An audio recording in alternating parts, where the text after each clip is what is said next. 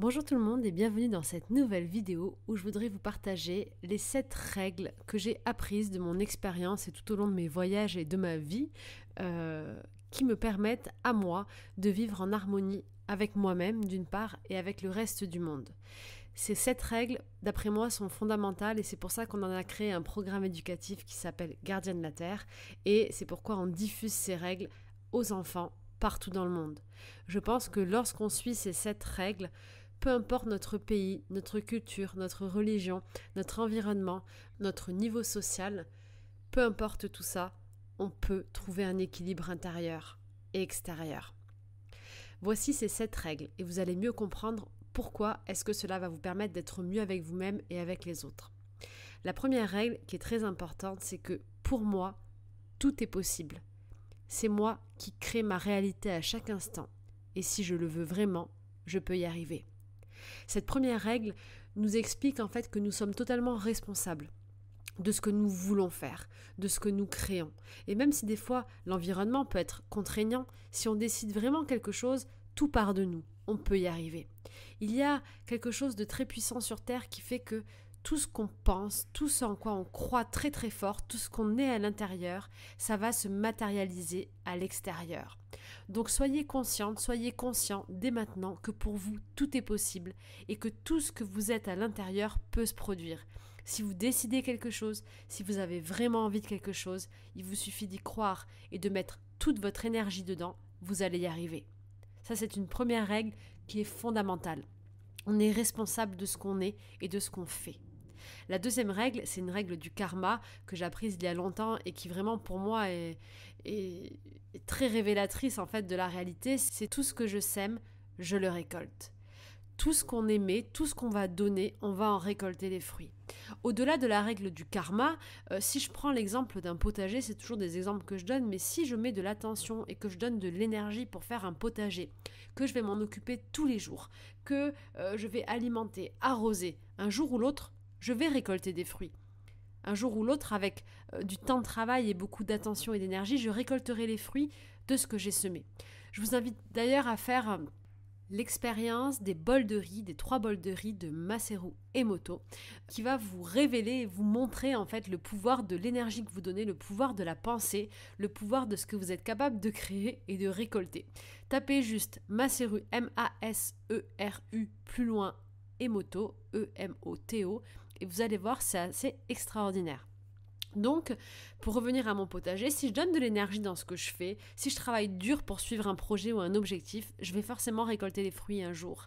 Si en revanche, je laisse mon potager à l'abandon, que je ne m'en occupe pas, que je lance l'affaire comme ça mais que je l'arrose pas, que je le laisse totalement être envahi par les feuilles, les limaces, etc., même si je fais de la permaculture, si je ne m'en occupe pas et que je ne donne pas d'attention à ce que je fais, ben je ne récolterai rien. Ou alors, je récolterai des légumes pourris, en fait, ou qui seront déjà mangés par les autres animaux. De la même façon, un exemple encore plus simple, mais si je sors dans la rue et que toute la journée ou pendant 1 heure, faites l'exercice, je souris à tout le monde, je dis bonjour, je suis rayonnant, il y a bien un moment donné où je vais recevoir des sourires, je vais avoir des gens qui vont me répondre, qui vont être polis avec moi aussi. Par contre, si je passe 1 heure dehors à insulter tout le monde, je peux vous garantir qu'au bout d'un moment, vous allez vous prendre une claque par quelqu'un, vous allez vous faire insulter à votre tour, mais en tout cas, vous allez récolter ce que vous avez semé. Eh bien, dans la vie, c'est pareil. Il n'y a pas besoin d'attendre une vie, une autre vie, la réincarnation ou quoi que ce soit. Vous pouvez être sûr que tout ce que vous allez semer, un jour ou l'autre, vous allez le récolter. Donc, c'est très important quand vous émettez de l'énergie, quand vous émettez des pensées ou quand vous faites quelque chose aux autres, vis-à-vis des autres, vis-à-vis du reste du monde, eh bien de le faire en conscience. De toujours donner le meilleur de vous-même, le meilleur de votre énergie, parce que vraiment, on reçoit ce qu'on est. Le monde est vraiment comme un grand miroir. Dans la même idée, du coup, la troisième règle, elle est très très simple, c'est que comme je suis conscient que je ne vis pas seul sur Terre, je ne vais pas faire aux autres ce que je ne veux pas qu'on me fasse, et donc avant d'agir, je vais toujours essayer de me mettre à la place de l'autre. Alors il y a plusieurs raisons à cette règle. La première, c'est que on a tous un point de vue totalement différent et en fonction de notre vécu, de nos croyances ou même de l'endroit où on se situe dans une pièce, on va pas voir la réalité de la même façon. Donc c'est toujours important de se mettre à la place de l'autre, d'essayer au maximum de se mettre dans ses baskets pour mieux comprendre sa réalité. Parce que en se mettant à la place de l'autre, vous verrez que vous réussirez à appréhender mieux certaines situations et à mieux vous positionner par rapport aux autres. Le fait d'être en harmonie avec les autres, ça aura forcément un impact sur vous, parce qu'on le verra un peu plus tard, on est tous interdépendants. Si le monde va bien, il y a de fortes chances que vous alliez bien.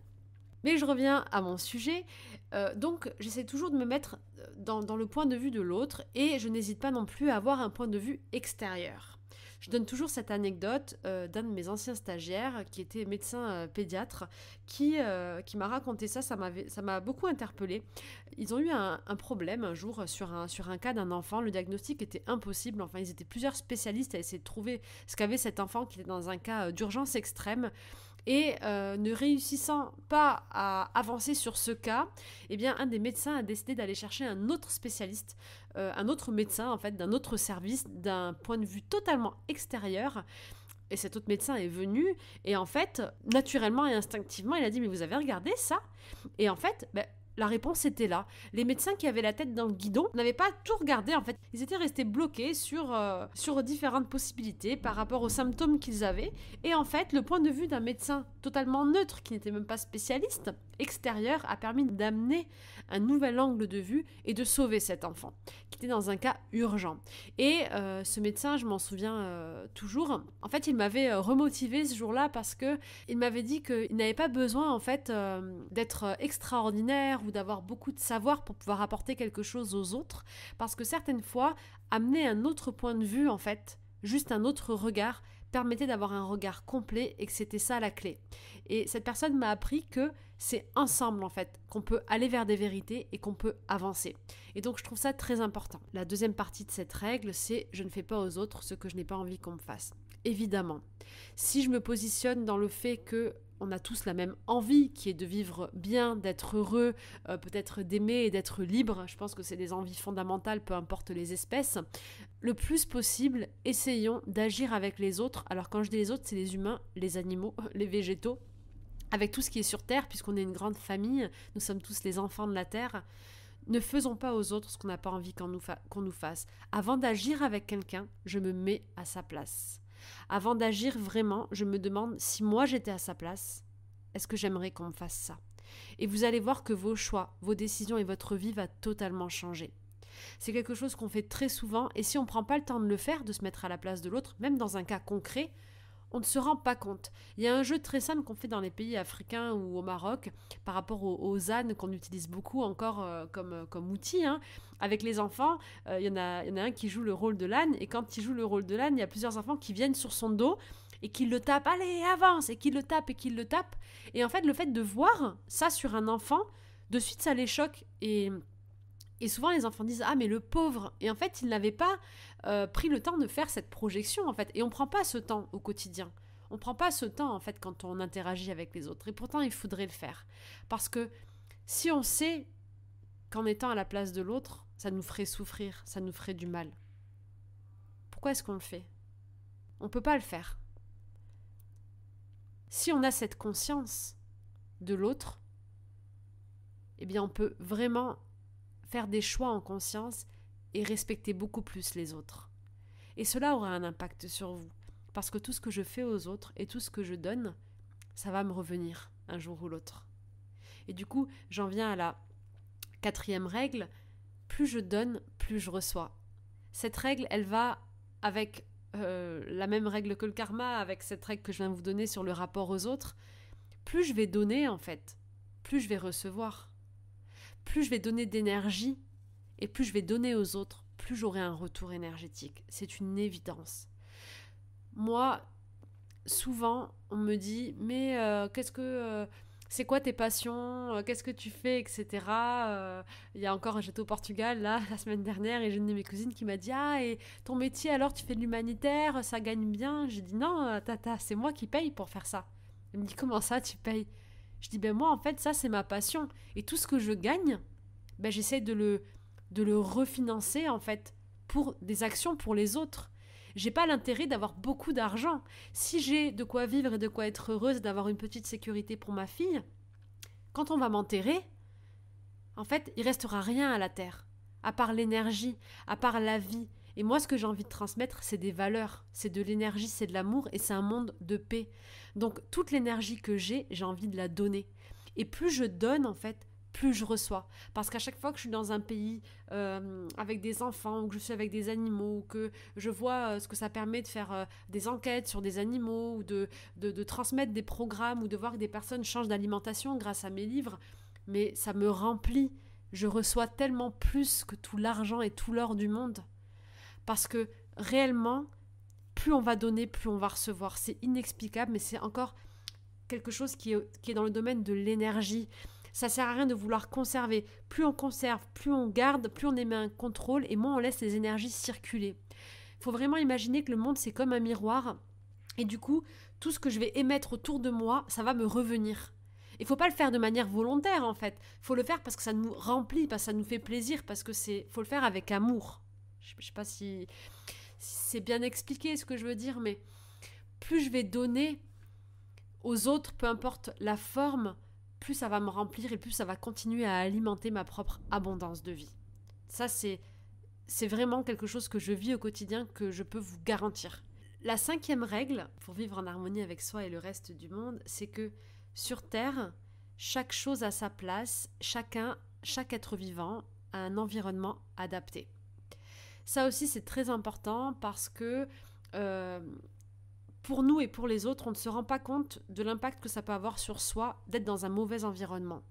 L'environnement joue un rôle énorme, que ça soit énergétique ou constructif pour nous. Et le fait d'être dans un mauvais environnement ou un environnement qui n'est pas adapté à nous, ça peut nous détruire intérieurement. C'est valable pour les hommes.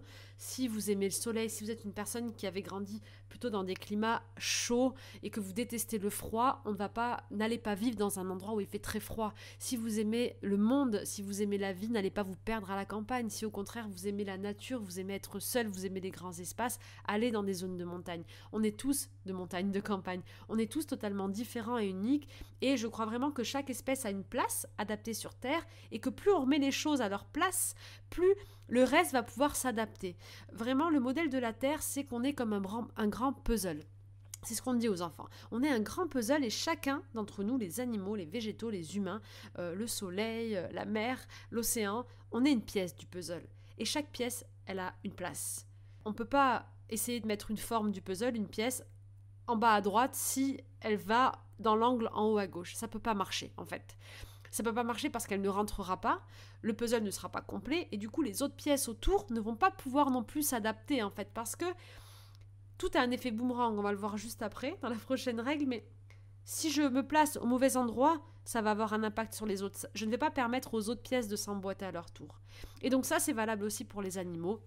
Pour les espèces végétales, vous le voyez bien, vous pouvez essayer de planter un avocatier dans la région, là au Pays Basque ou en région parisienne, à moins de faire tout un système de serres, vous allez avoir du mal à avoir des avocats qui sortent. Chaque espèce a un environnement qui est adapté et vouloir contrôler l'environnement, ça crée des déséquilibres. On ne peut pas venir amener un éléphant d'Afrique dans un pays d'Europe alors que ce n'est pas son climat sous prétexte qu'il est joli et qu'il est drôle dans un cirque, c'est pas possible.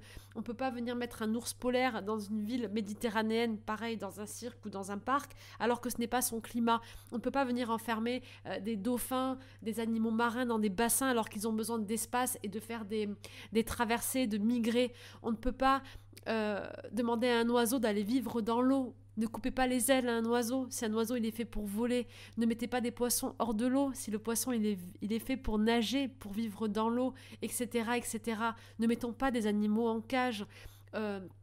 Chaque espèce réellement a un environnement adapté et plus on va laisser faire les choses, en fait, plus la biodiversité va faire son travail et cet équilibre de la Terre qui est quand même merveilleux, qui est jeune comparé à l'histoire de la Terre qui est très vieille, cet équilibre qui permet la vie, il faut le respecter. Il faut vraiment en prendre soin parce que si on touche, comme je le disais tout à l'heure, à une seule pièce, on peut tout anéantir. Et donc, j'en viens à la 6e règle, c'est que sur Terre, on est tous interdépendants. On est tous interdépendants et s'il manque une seule pièce, comme les dominos, si un seul domino tombe, c'est le reste des dominos qui tombent. S'il manque une seule pièce au puzzle, il n'y a plus de puzzle. Le puzzle est incomplet, il s'effondre, il ne tient pas. Il en est de même pour tous les organismes, pour la vie. Il en est de même pour les océans. Sans océan, il n'y a pas d'oxygène. Sans les arbres, on ne respire pas. Sans toutes ces forêts, sans les abeilles qui ont un rôle élémentaire, sans les coraux, on n'a pas cette vie que l'on peut avoir aujourd'hui en tant qu'homme, en tant qu'animal, parce que nous sommes des animaux. Tout est interdépendant. S'il y en a un qui tombe, tout le reste tombe. Et j'espère que ça vous permettra, et je crois que ça va vous permettre de comprendre un peu mieux pourquoi est-ce qu'on ne peut pas vivre seul. On ne peut pas vivre en pensant à soi, parce qu'on fait partie d'un tout. On fait partie d'une grande famille, et cette grande famille, elle est liée, elle est interconnectée, elle est interdépendante. Et plus on va prendre soin du tout, plus on va retrouver un équilibre intérieur. Cette dernière règle découle de tout ce que je viens de vous dire. Pour changer le monde, il suffit de me changer moi-même. Si je veux changer les choses, je dois commencer par me changer moi-même. Si nous sommes tous interdépendants, si chacun a sa place, si plus je donne, je reçois, et si tout ce que je sème, je le récolte, eh bien, à moi de changer à l'intérieur. Le changement passe par moi. Plus moi je vais rayonner, plus je vais changer, plus je vais grandir, plus je vais travailler sur moi, plus je serai à ma place. Plus je vais me positionner et permettre aux autres de venir s'emboîter, plus je vais rayonner autour de moi et inspirer. La joie de vivre, la lumière, l'énergie, l'amour, c'est contagieux. C'est contagieux, c'est comme le soleil, c'est comme une musique, c'est comme une voix. On ne le voit pas matériellement, vous ne pouvez pas le voir à l'œil nu. Pourtant, vous pouvez l'entendre, vous pouvez sentir une émotion, vous pouvez sentir la chaleur du soleil, vous pouvez voir cette lumière qui vient irradier le monde. Vous pouvez sentir ce vent qui caresse votre visage et vous faites partie des êtres vivants de cette terre et vous pouvez vibrer tout ce que vous êtes autour de vous. Vous pouvez entendre le rugissement d'un lion quand vous êtes en Afrique à des kilomètres. Vous pouvez entendre les oiseaux chanter même s'ils sont loin. Par la voix, par des vibrations, ils rayonnent. Vous rayonnez de la même façon parce que vous êtes. Et vous pouvez aussi rayonner par votre voix. Donc en étant le changement, en travaillant sur soi au quotidien, on peut garantir au monde de changer. Donc toujours revenir à soi pour mieux donner et mieux vivre en harmonie avec les autres. Pour conclure, j'aimerais juste vous rappeler, pas comme une 8e règle, mais juste par rapport à ce que je viens de vous dire sur le vent, eh bien, ce n'est pas parce que ça ne se voit pas que ça n'existe pas. Il se passe plein de choses sur Terre. Chacun a sa vie, sa réalité. Vous ne voyez pas ce qui se passe chez le voisin ce soir, ce qu'il fait, ce qu'il aime, ce qu'il n'aime pas, s'il est triste ou pas triste. Et des fois, on passe à côté de la vie, ou on passe à côté d'informations parce qu'on ne les voit pas. Pourtant, tout autour de nous, il y a de la vie, il y a plein de choses. Et ce n'est pas parce qu'on ne la voit pas que ça n'existe pas. Soyons plus en conscience de tout ce qu'on ne peut pas voir, que ça soit des émotions, que ça soit des énergies, que ça soit la vie des autres individus qui viennent avec nous, qui vivent avec nous et qu'on ne peut pas forcément voir au quotidien. On ne peut peut-être pas voir la tristesse de quelqu'un, ça ne veut pas dire qu'un mot gentil peut faire du bien. On ne peut pas voir peut-être l'impact que peut avoir un mot blessant sur une personne. Pourtant, ça ne veut pas dire que l'impact et la tristesse n'est pas là. Et de la même façon avec nos enfants, on ne peut pas voir peut-être ce qui se passe dans le monde aujourd'hui animal et sur la planète, dans plein d'autres cas, pour des enfants partout dans le monde. Pourtant, ça ne veut pas dire que ça n'existe pas. Ouvrons-nous à ce qu'on ne voit pas. Ouvrons-nous au champ des possibles et ouvrons-nous aux autres. Ouvrons-nous au monde pour mieux se reconnecter à soi et allons chercher de l'information. De la même façon, vous entendez ma voix, pourtant vous ne la voyez pas, vous sentez l'air sur votre visage, vous ressentez des odeurs, vous entendez le chant des oiseaux, vous ressentez la chaleur sur votre visage quand le soleil illumine le ciel, pourtant vous ne le voyez pas. Il y a tout un champ d'énergie, tout un champ d'émotions autour de vous que vous émettez à chaque instant, que vous ne voyez pas. Alors croyez au pouvoir de l'intention, au pouvoir de l'amour, au pouvoir des prières, de la méditation, de visualiser des choses positives pour le monde, de visualiser des choses positives pour vous-même. C'est la base d'ailleurs de mon coffret 21 jours d'abondance pour changer votre vie. Vous verrez que c'est extraordinaire de reprogrammer comme ça ses pensées. Et toutes nos pensées, elles ont de l'impact. Elles ont vraiment de l'impact même si on ne les voit pas. Alors, prenons vraiment ce temps pour se reconnecter à soi, pour changer notre être intérieur, pour transformer notre vie, pour transformer ce qu'on est, pour transformer nos pensées et pour inonder le monde de notre amour et de nos plus belles actions. des actions et des choix que l'on peut faire en conscience chaque jour, au quotidien, en n'oubliant pas que on est ensemble. Nous sommes une grande famille au-delà de nos espèces, de nos formes, et aimons-nous, agissons avec les autres comme on aimerait qu'on agisse avec nous. Et je suis sûre et j'y crois très très fort, je sais pas vous, mais qu'on va réussir à retrouver ce monde merveilleux, un monde en équilibre où la nature reprendra ses droits, une nature qui est juste parfaite. J'espère que cette vidéo vous aura plu. Pensez à vous abonner à la chaîne et à mettre la petite cloche des notifications pour recevoir les nouvelles alertes. Vous pouvez partager cette vidéo autant de fois que vous voulez si elle vous a plu, si vous pensez qu'elle peut inspirer d'autres personnes. J'attends vos commentaires et vos messages pour avoir aussi votre point de vue, si vous avez des idées d'autres règles et d'autres choses importantes qui peuvent être comme ça un peu universelles pour tout le monde. Vous pouvez aussi me suivre sur Instagram, vous mettez juste mon nom, Stéphanie Dordain, où je vais partager un peu plus de citations, de conseils et plus d'inspiration quotidienne pour ceux qui ont cette application. Et bien sûr, retrouvez-moi sur l'association bepafrance.org, Gardien de la Terre, pour nous soutenir, pour vous aussi faire partie du changement et travailler ensemble pour ce monde merveilleux et tous ses habitants.